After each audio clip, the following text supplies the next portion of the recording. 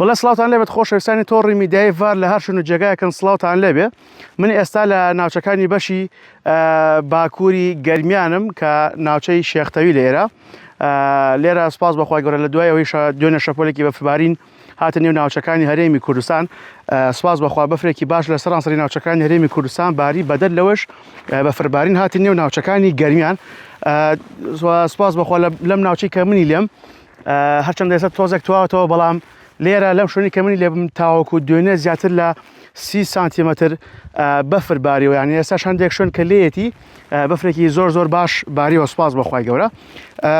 گەرمیان دوای چەند ساڵێک دووبارە بەشێکی زۆری ناوچەکانی تارای سپی پۆشی سەبارەت بە ڕەوشی کەشوهەوای داهاتوو ناوچەکانی هەرێمی کوردستان بەهۆی جێگیربوونی ناوچێکی پەستان بەرز لە ناوچەکانی هەرێمی کوردستان. وەکو ئێستا بینین کەشوهەوای ناوچەکان بەگشتی سەقامگیرە و لە نێوان هەتاوە بۆ پەڵەهەورە. پێشبینیمانەوەیە بۆ ماوەی 1 هەفتە لە هەرێمی کوردستان کەشوهەکە بەم شێوازە سەقامگیر بێت و ئەگەری هیچ هاتنی شەپۆلێکی بەفرباران نییە بۆ ناوچەکانی کوردستان. بەڵام ئەوەی کە دەرکەوتووە کۆتایی مانگ لە نێوان 30 بۆ 31 یەکی 2026 واتە کۆتایی ئەم مانگە. پێشبینیمان وایە کە دیسانەوە شەپۆلێکی دیکەی بەفرباران سەرانسەری ناوچەکانی هەرێمی کوردستان بگرێتەوە، لە بەشێکی ناوچەکانیش دووبارە بەفربارین دەست پێ بکاتەوە تارای سپی بپۆشێت. وەڵڵاهو ئەعلەم. ئەو کات چاوتان لەسەر ڤار بێت، ئینشەڵڵا لەگەڵتان نابین و هەواڵەکانتان بۆ بڵاوکەینەوە. هەر شاد بن.